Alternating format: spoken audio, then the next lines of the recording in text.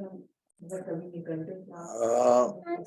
बार फिर से सबको मेरा भी नमस्कार। और जो होमवर्क दिया गया यदि उसी लिख पे रहे तो अच्छा है। वैसे सुख दुख भोगे एलिया के विषय में अभी हेमंत भाई ने पढ़ के बताया। और हम लोग सब जानते हैं उसको दुख काय का था और सुख काय का था। किसी को याद है क्या? उसके जीवन में सुख और दुख दोनों आए। ये सुख काय का था और दुख काय का था। ये यहाँ मैं इस बात को थोड़ा प्रकाशित करना चाहता हूँ कि एक परमेश्वर के एक पावरफुल पर्सनालिटी कहना चाहिए एलिशा से पहले एलिया। क्योंकि एलिशा ने नदी के किनारे ये मांगा था कि एलिया का दूना भाग मुझे दिया जाए। तो एलिया में विशेष बातें थी। तो उसके सुख का समय क्या था और दुख का क्या समय था? देखूं जरा, किसी को याद है क्या?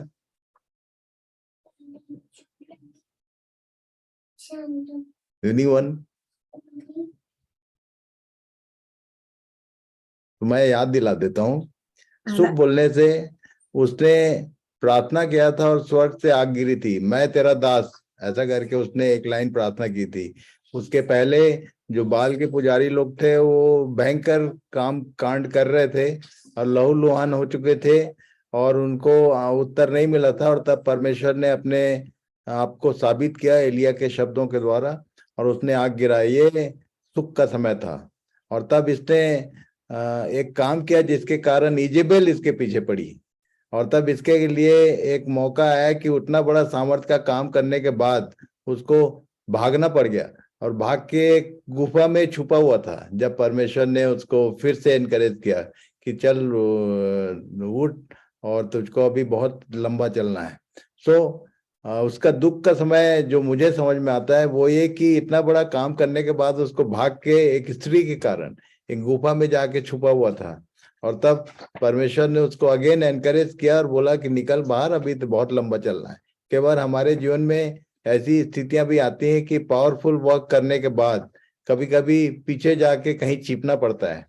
ये इसको मैं प्रैक्टिकली जानता हूँ कि हमारे जीवन में कई बार ऐसे मौके आते हैं।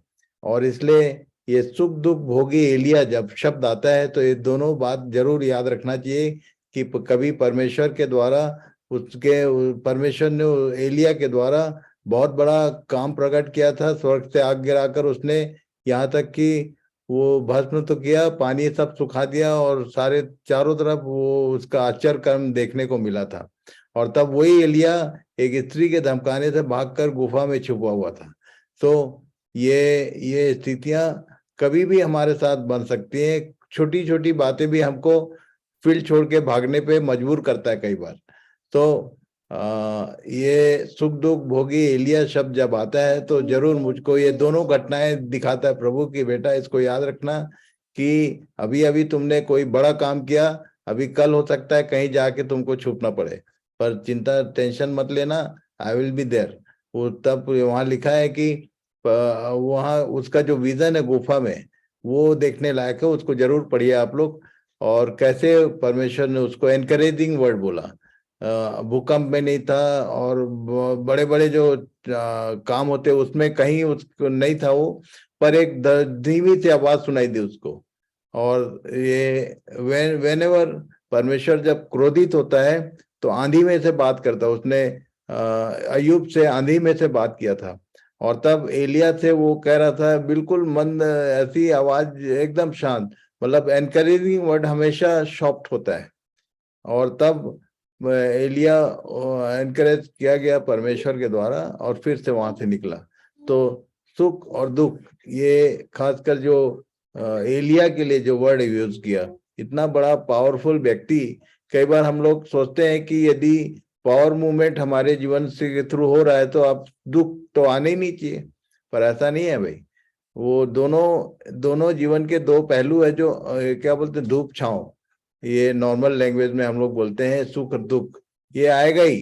यदि मैं जो जानता हूँ कि रात का समय है तो प्रार्थना करो, दिन के रात के समय के लिए प्रार्थना करो। दिन का जब समय है, जब सब चीजें ठीक ठाक चल रही हैं, तब ज्यादा प्रेयर में रहना चाहिए। कई बार हम लोग का सब जब नॉर्मल रहता है तो हमारा प्रेयरफुल लाइफ धीमा पड़ जाता है।